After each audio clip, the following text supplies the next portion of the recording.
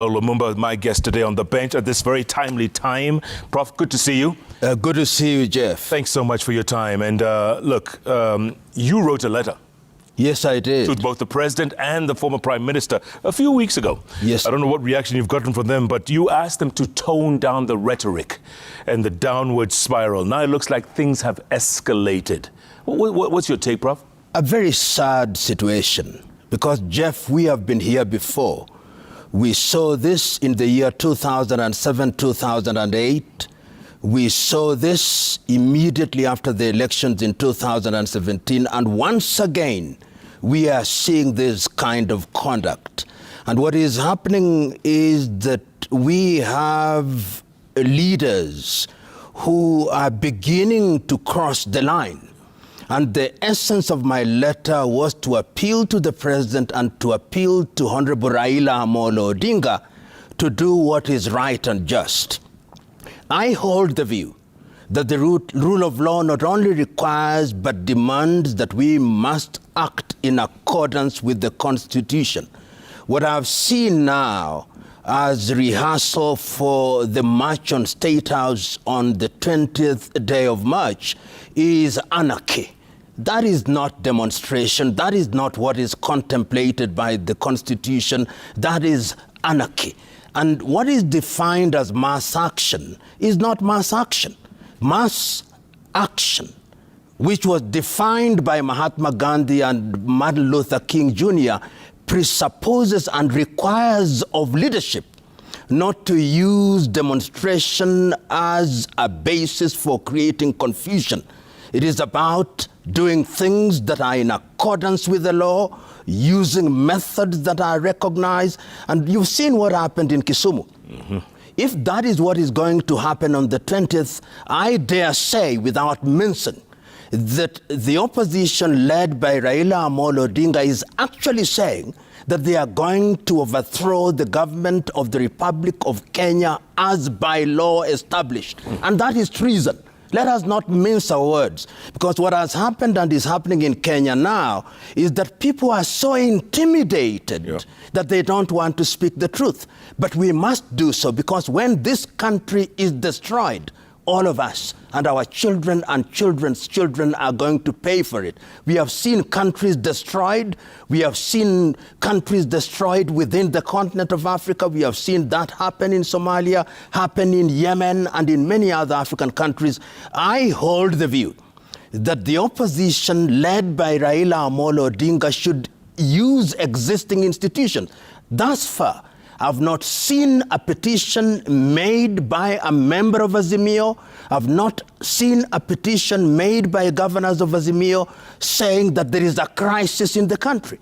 It cannot be right that we use the Constitution of the Republic of Kenya to intimidate Kenyans. It is improper, it is selfish, it is undesirable, it is wrong, and it must be condemned without fear. Absolutely. Prof, if we could just put up the letter. Monica, do you have the letter? If we put up the letter, it was a 5-page letter. Yes, indeed. 5 pages. That's a lengthy letter. And I said so at the very beginning that my letter is long because I was speaking to leaders. And when you are speaking to leaders, you must give it a historical context. And let it be said, Jeff, this is not the first time I'm engaging Honorable Raila Amolo Odinga. This is not the first time that I'm engaging the President William Ruto on matters of the state of the nation.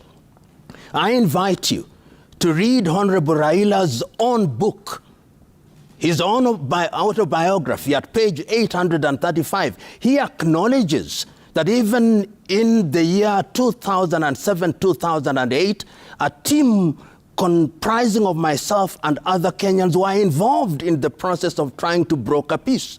And I want to tell you, Jeff, on the 8th day of January 2018, after the elections in 2017, I went to Honorable Raila Odinga's office at Capitol House. I went to Deputy President Ruto's office when he was the Deputy President and said, let us have a rapprochement. So what I'm doing is something that we do for love of country. We cannot be a country where the pursuit of political office is a life and death issue. It cannot be right. Yeah. Tell me something, Prof. in your lengthy letter, and it's right there, and it's you know, really, I read it in entirety. In the end, what is it that you want from them? What is it you want from the president and from? I was very clear in what I want of the president. I said to President Ruto, who is the president of the Republic of Kenya in accordance with the law? There was an election. The election was contested. We went to the Supreme Court. The Supreme Court pronounced itself as to who is the president of the Republic of Kenya. Therefore, it is what I call phantasmagoria to say that there is no president of the Republic of Kenya. There is a president of the Republic of Kenya. And I'm asking the president of the Republic of Kenya, it is your watch. Do all that is within your power to ensure that we do not get into the abyss. Thus far, whether one likes President Ruto or not, this government has been very restrained. In other parts of the world, Raila Amolo Odinga and his acolytes would have been arrested. But the government, to its credit, has restrained itself from doing that. To Honorable Raila Amolo Odinga, what is my request? I said, Honorable Raila, no matter how aggrieved you are, concede that there is a president of the Republic of Kenya. You are an elder statesman.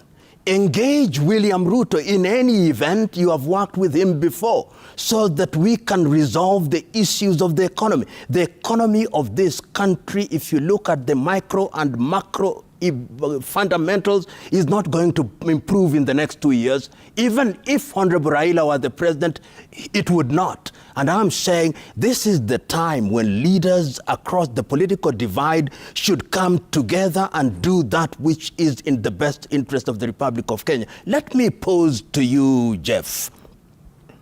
If there is a march on Statehouse on the 20th day of March, and God forbid, the mobs, and it will be a mob, succeed into getting into Statehouse, and imagine that somebody is shot dead and there is a stampede, there will be a bloodbath, and Kenya will never be the same again. What happens on the 21st, the following day? What is the end game?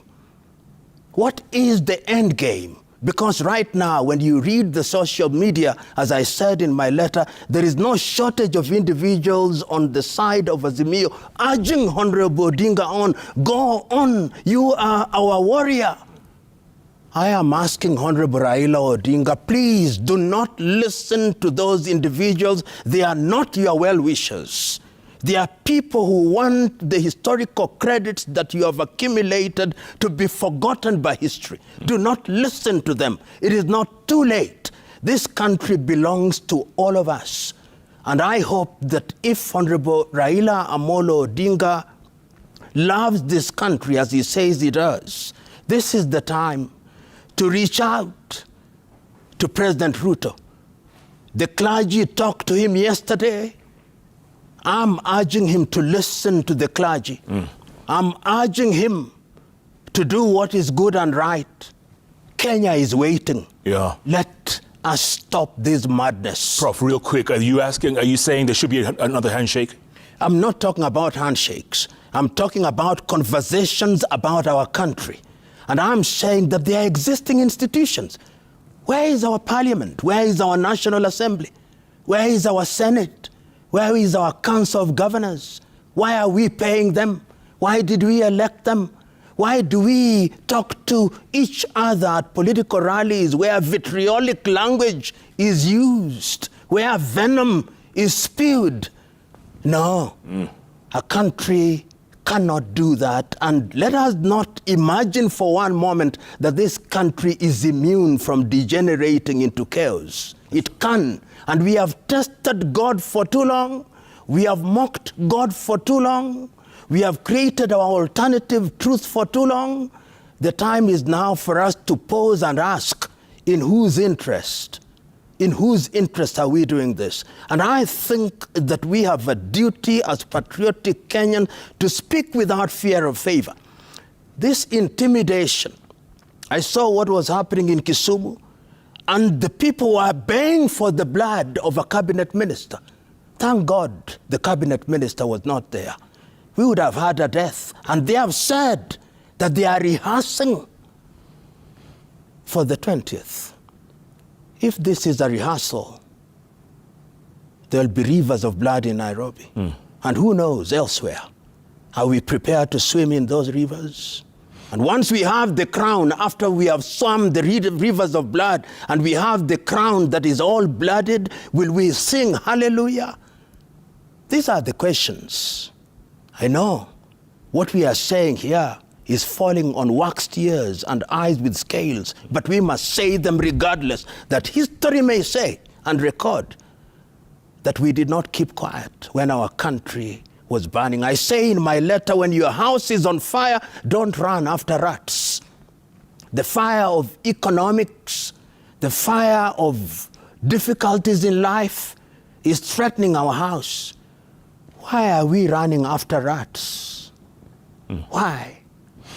Prof, I want to take up that conversation in a little short while, but what you're saying is profound, and we have to keep talking. I keep saying we have to keep talking. Oh, yeah. The moment we stop talking is the moment we start fighting. Indeed. Thanks so much. Just stand by. We'll get back to you in a little while. And by the way, phantasmagoria, what does that mean? Phantasmagoria, when you begin to hallucinate and see things that are not there. This is what we see, phantasmagoria. Yeah. The sign language interpreter, Njoki Shega, is having a hard time translating phantasmagoria.